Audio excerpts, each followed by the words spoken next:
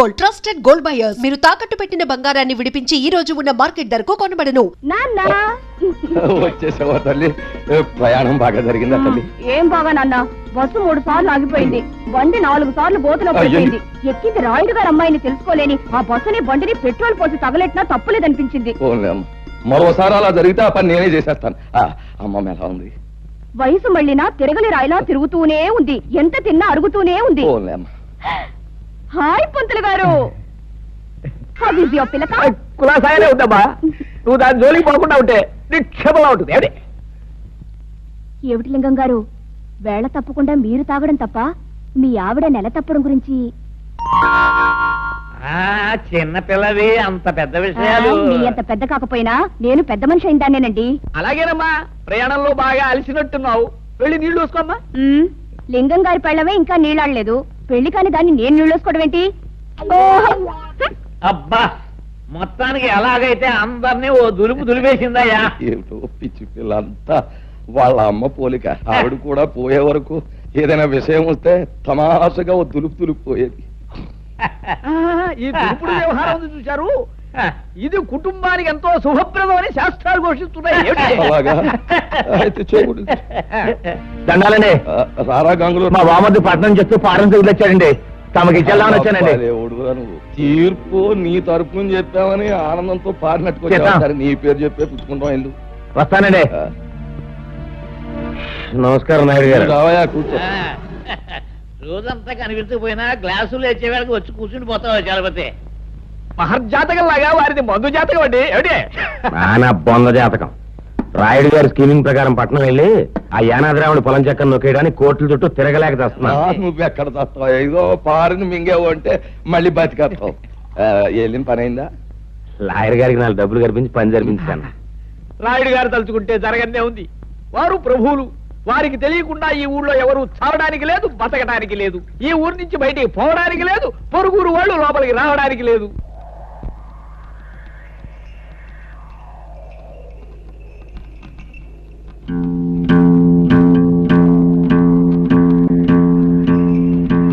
అరివో సాంబా గురు, ఇప్పుడు మనం ఏం చేస్తున్నారా? ఈ ఆట కొట్టి చూపిస్తావు గురు. నువ్వు ఎప్పుడు కరెక్టే. తాజా వార్త, తాజా వార్త. రాయుడు గారి అనుమతి లేకుండా మన ఊరు పొలిమేరలు దాటి ఓ గూడు బండి మన ఊర్లోకి వచ్చేస్తుంది. అందులో ఉన్న ఆసామి ఎవడో గాని కాసేపట్లో ఇక్కడికి వచ్చేస్తాడు. తాజా వార్త, తాజా వార్త. గూడు బండి అయినా గూడ్సు బండి అయినా సరే మా నాన్న అనుమతి లేకుండా ఊళ్ళో రావడమా? సమ్మతించను. గురు, నువ్వు సమ్మతించినా సమ్మతించినా ముంగోటప్పుడుతో వచ్చేస్తుంది బండి. పర్మిషన్ లేకుండా రావడమే కాకుండా పైగా మూల తప్పుడు ఒకటే. అదిగో సాంబా గురు, ఇప్పుడు మనం ఏం చేస్తున్నారా? బండి రాపి శాంతి లేపి ఫటఫట్లాడించి మీ నాన్న పరువు నిలబెడతావు.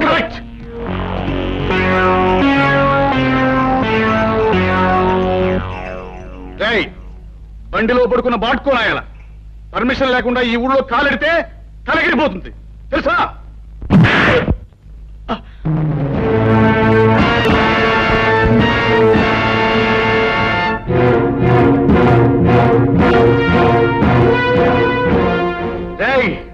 ఈ రాయుడు కొడుకునే తంతావురా, పైగా గేదెలా కాలుతో తంతావా? క్లోజ్. ఈ రోజుతో నీ చాప్టర్ క్లోజ్. హలో సాంబా. గురు, ఇవాళ వీడిని మనం ఏం చేస్తున్నావురా? ఈ వేళ వీడి చాప్టర్ క్లోజ్ చేస్తాం గురు.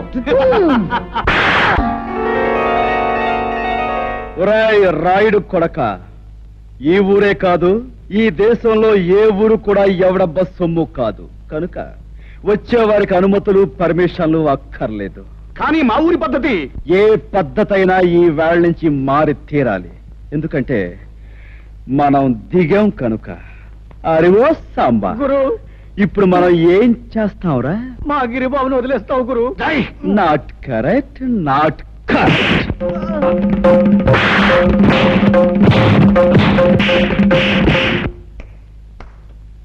రాయ్, వాడిని తీసుకువెళ్ళి మూతి మీద మొహం మీద కాపలం పెట్టండి.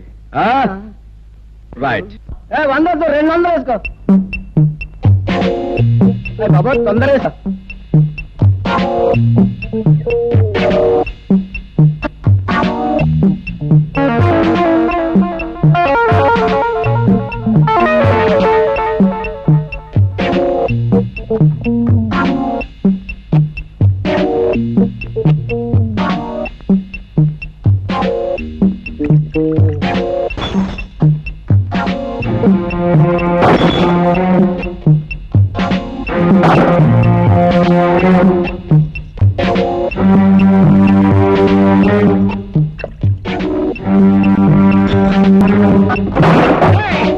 ఎవరా నువ్వు?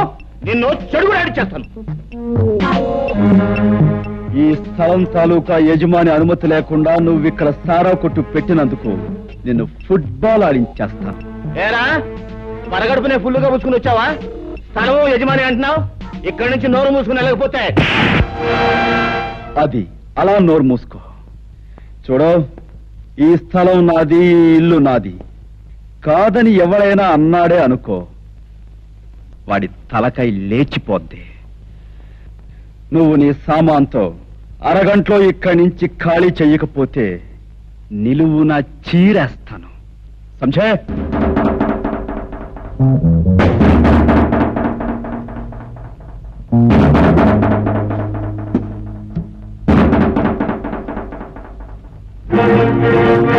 గురు, పరిస్థితి ఏం బాగాలేదు. సామాను సీసాలు సర్దేద్దామా?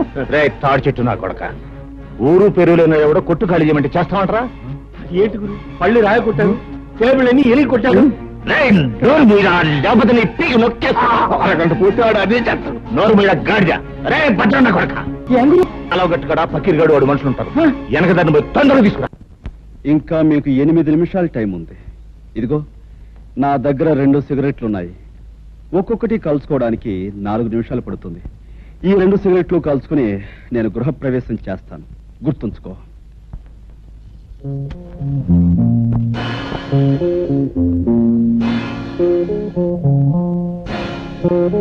ఆ పకీర్ గారు మనుషులు ఇంకా రాలేదేనా? అదృష్టవంతులు వాళ్ళు ఇంకా రారు. ఓరి నా కొడక, నీకు దండం పెడతాను. నువ్వు నోరు మూయ్.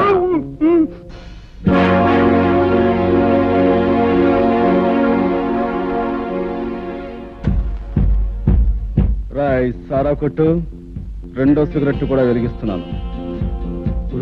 వెళ్ళి చుట్టా కాల్చమని చెప్పింది, టైం కలిసి వస్తుంది. అడు గట్టిగా దమ్ములాగేస్తాడు గురు, నీకు దాటేద్దాం గురు. అదే మంచిదంటావా? గురు, ఈ ప్రపంచంలో దీనికన్నా మంచి అవకాశం ఇంకా ఏమీ లేదండి. గురు, పకీర్ గారు మనుషులు వేసుకొచ్చాడు. పకీర్, నీకోసం ఎదురు చూస్తున్నాను. ఆ రోడ్డు మీద కాళ్ళు నిగరదని కూర్చున్నాడే, వాడు నా కొట్టంత బీభత్సం చేశాడు రా. వాడు అంతా చాల్చాలి. ఎవడు ఆ పిచ్చిగాడ ఫెడేల్మని కొడితే పాడెక్కుతాడు. సరే గాని ముందు మనవాడికి మందు ఇచ్చుకో. రాయ్ గంగులు, నువ్వు కౌరంపిన చిల్లర నా కొడుకులు వచ్చినట్టున్నారు. కావాలంటే ఆయుధాలు కూడా తెచ్చుకో. అమ్మ నా కొడక, పెద్ద రుస్తువులా మాట్లాడుతున్నావే. నీ కథ ఏళ్ళతో ఫినిష్. వీడి సంగతి చూడండి రా.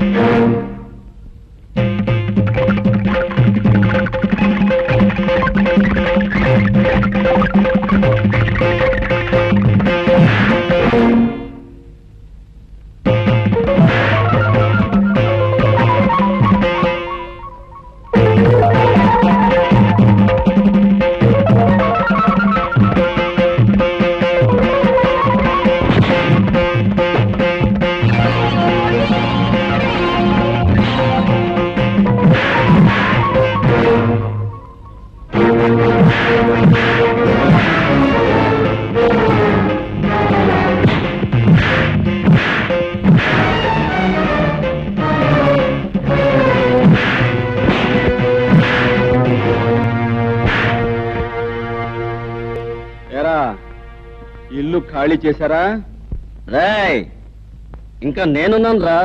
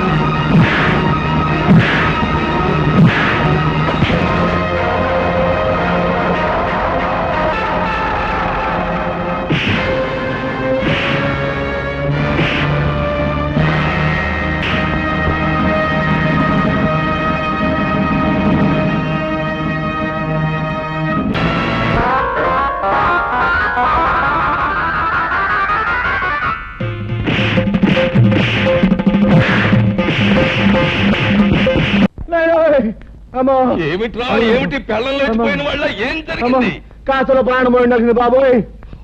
మన అబ్బాయి గారిని బాధేసిన పట్నం కూరడు నన్ను కూడా బాధేసి సాగు చేశాడు బాబోయ్. శాస్త్రం ప్రకారం రావణ రాజ్యంలోకి హనుమంతుడు ప్రవేశించి లంకిని కొట్టినట్టు నిన్ను కొట్టాడు. అంటే రాయుడు గారి రాజ్యంలోకి రాహు అడుగు పెట్టాడన్నమాట. ఏమిటే అంటే రాయుడు గారు రావణాసుడు కుంభకర్ణుడు ఈ తిరుపతినట్టు తినిపించేయగలను.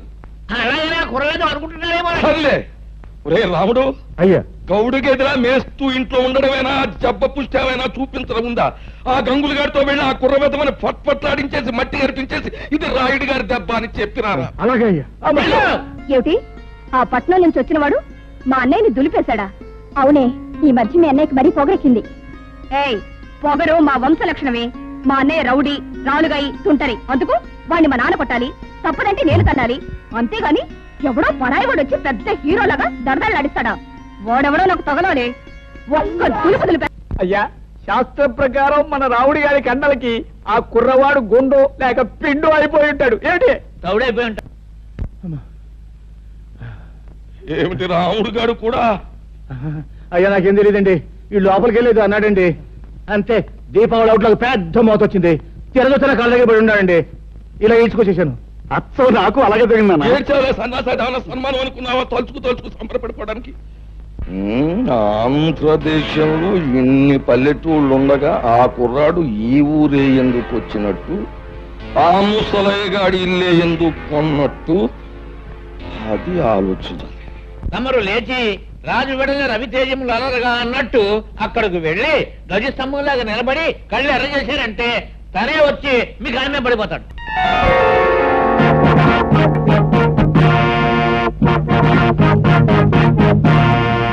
చూడు బాబు, నా పేరు హరి. చాలా చక్కగా ఉంది. Thank you. నన్ను ఈ ఊళ్ళో గంగారాయుడు అంటారు. ఈ ఊరికి పెద్ద దిక్కుని మాట్లాడమే పంతులు. వీరి మాట వేదని చెప్పింది శాసనం. వీరు తలుచుకుంటే ఏమైనా చేయగలరు. అయితే కాస్త తలుచుకుని ఇంట్లో సామాను సర్ది పెట్టచ్చుగా. ఓహో, చాలా తెలుగుగా మాట్లాడుతున్నావే. రాష్ట్రం తాలూకు మ్యాప్ తీసుకుని అందులో ఒక పల్లెటూరిని ఎన్నుకొని అందులో ఒక ఇంటిని గుర్తు పెట్టుకుని ఆ ఇంటికి పచ్చ తోరణాలు కట్టినంత మాత్రాన ఆ ఇల్లు నీదైపోతా. అలా కాకపోవచ్చు, కానీ ఇంటి సొంతదారుడికి డబ్బిచ్చి కొనుక్కుంటే అది నాదే అవుతుంది కాదంటారా? ఆ సొంతదారుడు అయిన గంగులకు నువ్వు డబ్బెక్కడిచ్చావు? వాడిని తన్ని నేను కొన్నది ఈ ఇంటి ఓనరు ముసలయ్య దగ్గర. నాదైన ఈ ఇంట్లో ఉన్న గంగుల్ని తనటం నా కర్తవ్యం. ముసలయ్య దగ్గర నువ్వు కొన్నావా? నమ్మకం లేకపోతే ఈ డాక్యుమెంట్స్ చూడండి. నేనే చదవాలా?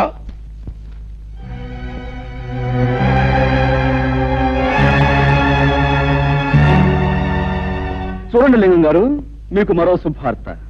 ముసలయ్య దగ్గర ఈ ఇల్లే కాక అతని 4 ఎకరాల పొలాన్ని నేనే కొన్నాను. ఇన్నేళ్లు దాని మీద వచ్చిన ఆదాయాన్ని తమరు మూట కట్టుకున్నారని తెలిసింది. సాధ్యమైన త్వరలో ఆ మూట నాకు అందివ్వకపోతే తమను కూడా ఒక ఆట ఆడింతాల్సి వస్తుంది. అదన్నమాట విషయం. చూడబ్బాయి హరి, చాలా సంతోషంగా ఉందయ్యా నాకు. ఎందుకంటే మా లింగానికి వార్నింగ్ ఇచ్చే మగవాడు ఇన్నాళ్ళకి నాకు కనిపించినందుకు చాలా సంతోషంగా ఉంది. చూడు లింగం, ఆ అబ్బాయికి ఇవ్వాల్సిన సొమ్ము అనా పైసలతో మూట కట్టి పళ్ళెంలో పెట్టించే, లేకపోతే ఊరంతా చిచ్చి అని తప్పు తప్పని అంటారు. చూడబ్బాయి హరి, మా ఓణ్ణి నేదో అన్నాడంట, నువ్వు పెసరెట్టు ఎట్టేసావంట. మరి జరిగింది తప్పే గనక ఆడి కన్న తండ్రిగా నేను వచ్చి మన్నించమని అడుగుతున్నాను. నన్ను మన్నిప్పు కోరే కంటే మీ అబ్బాయిని కాస్త కుదురుగా ఉండమని చెప్పడం మంచిది. అది మళ్ళీ నాకు చెప్పాలా? ఎలాగూ జరిగే పని అదే. ఏగో కాగితాలు, వస్తాను. ఏంటయ్యా సూపు? వెంటనే అడుగయ్యూ పోయావంటే కరకజ్జం తినిపించేస్తాను. అన్నా, ఇంతకాలానికి ఆ వెధవల్ని తన్ని ఆ వెధవల చేత దండాలు పెట్టించుకున్నది నువ్వే. మా చిన్నప్పుడు ఈ ఊళ్ళో రుస్తుం రుద్రయ్య అని ఉండేవాడట. అన్యాయం అధర్మం అని అనిపిస్తే నీలాగే పెద్దవాళ్ళకైనా సరే బుద్ధి చెప్పేవాడట. ఇక నువ్వు మాకు కాస్త ఒత్తాసుగా ఉన్నావు అనుకో, ఊరిలో దారిలో తెచ్చేయచ్చు. దాందే ఉంది. మంచికి మంచి మనుషులకి నేను ఎప్పుడూ అండగానే ఉంటాను. పదండి. ఏ పద్మ, ఈ గొలుసు ఎక్కడ చేయించావే? చాలా బాగుంది. అదిగో అతనే నీ హీరో.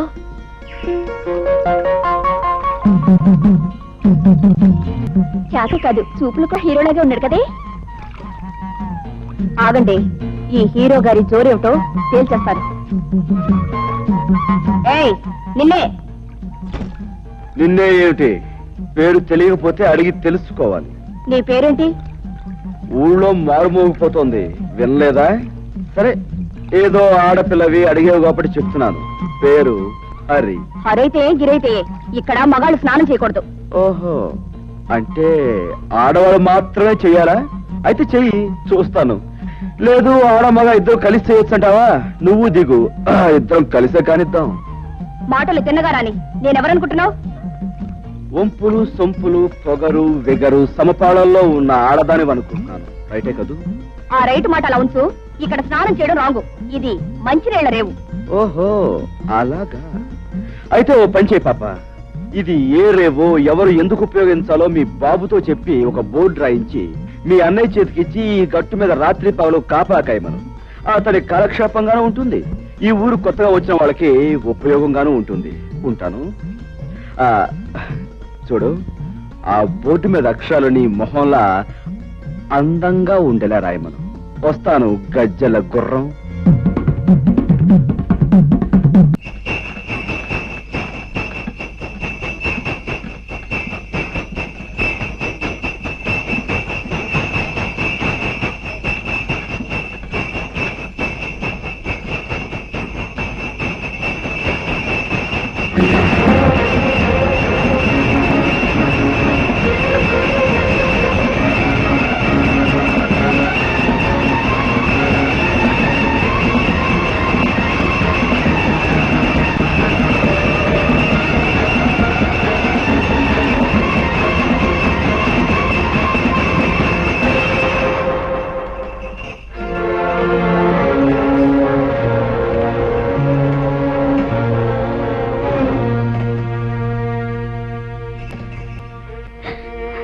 సమయానికి దేవుళ్ళ వచ్చిన పసుపు కుంకుమలు కాపాడేవు బాబు, లేకపోతే ఏమైపోయి ఉండేవాళ్ళము. అలా అనకండమ్మా, ఆ పరిస్థితిలో మనిషి అన్నవాడు ఎవడు చూసినా ఆ మాత్రం సహాయం చేస్తాడు.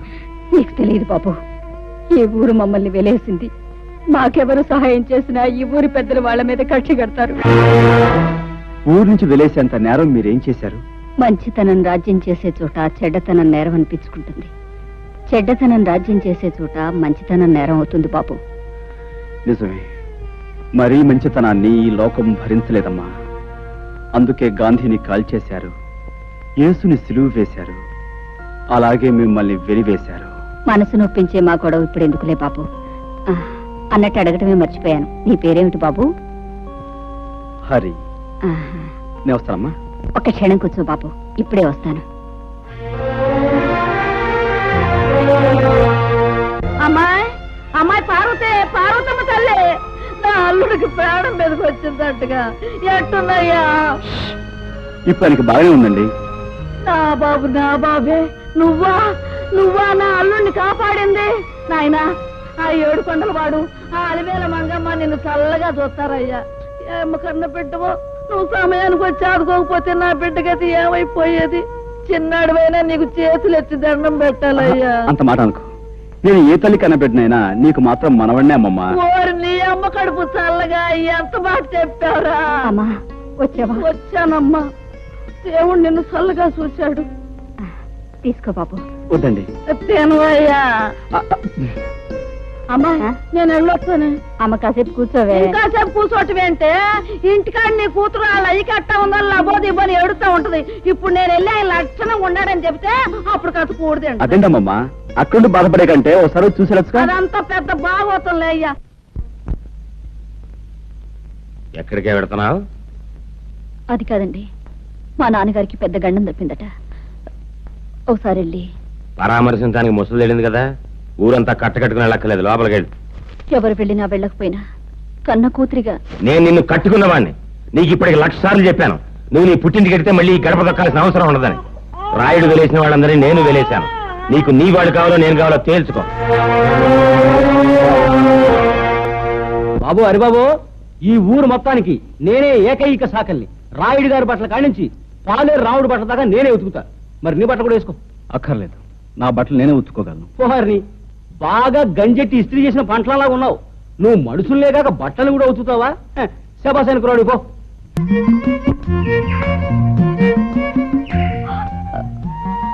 గట్టు దిగి పక్కకు తప్పుకో, నేను వెళ్ళాలి. వయసు మళ్ళే వరకు నేను ఈ గట్టు మీదే సెటిల్ అయిపోతాను అనుకుంటున్నావా? నేను వెళ్ళాలి, నువ్వే తప్పు. నేనెందుకు తప్పుకోవాలి? ఇదంతా మా పొలం, ఈ గట్టు మాది. యువతల పక్క పొలం నాది, కనుక ఈ గట్టు మీద నీకెంత హక్కు ఉందో నాకు అంతే హక్కు ఉంది. అయితే నువ్వు తప్పుకోనంటావు. అంటావు కాదు, అన్నాను. విన్నావుగా. మర్యాదగా చెప్తే వినవా? నాకు నచ్చని విషయం అమర్యాదగా చెప్పినా వినను. సభ్యతున్నవాడివైతే ఆడపిల్లకి మర్యాద ఇచ్చి తప్పుకోవాలి. సంస్కారం ఉన్నదానివైతే మగ పిల్లవాడికి మర్యాద ఇచ్చి నువ్వే తప్పుకోవాలి. ఏమిటి, నీకు నేను మర్యాద ఇవ్వాలా? మర్యాద ఒక్కటే ఇవ్వాలని రూల్ లేదు. ముద్దు ఇవ్వచ్చు, మనసు ఇవ్వచ్చు, సొగసు ఇవ్వచ్చు. నన్ను నన్ను బురదలో పడేస్తావా? ఉండి నీ పని చెప్తాను. ఏంటి చెప్పేది వంకాయ్? ఇదిగో, ఇప్పుడు బురదలో పడేలా చేశానా? 4 రోజులు తిరక్క ముందే నిన్ను నా గుండెల మీద పడేలా చేస్తాను. చేస్తావు. ఏమిటి నువ్వు చేసేది? చింతకాయ పచ్చడి? పచ్చడి కాదే, పోట్ల గిత్త పందెం. నువ్వు నా మీద పడి కౌగిలించుకుని తీరుతావు. అప్పుడు నేను నిన్ను ఖచ్చితంగా ముద్దు పెట్టుకుని తీరుతాను. చూస్తుండు. ఏమిటయా, ఏమిటి మీ గోల? ఎరువుల కోసం దరఖాస్తులు పెట్టుకున్నాం. మరి నిన్న సాయంకాలం దిగిన ఎరువులు ఇవాళ ఉదయానికి అయిపోయంటే మేమేమైపోవాలి బాబు గారు? అవును బాబు గారు, చాలా అన్యాయం. ఏమిటయ్యా అన్యాయం? ఎరువులన్నీ మేము ఏమన్నా పిండి వంట చేసుకుని తినేసేసామా? ముందు వాళ్ళకి ముందు ఇచ్చాం, తర్వాత కోట వచ్చినప్పుడే మీకు. శాస్త్ర ప్రకారం ఈ సంవత్సరం ప్రారంభకాలం నుంచి కుజుడు కుంటిదలకే నడుస్తున్నాడు. మళ్ళీ కోట ఎప్పుడు వచ్చేది? కుజుడు బుధుల్లోకి రేపటి ఇంగ్లీష్ పేపర్లో ఇవాళ తాజా వార్త. కుజుడు బుధుల్లోకి రాకుండానే అక్కడ గోడౌన్ తలుపులు తెరుచుకుంటున్నా.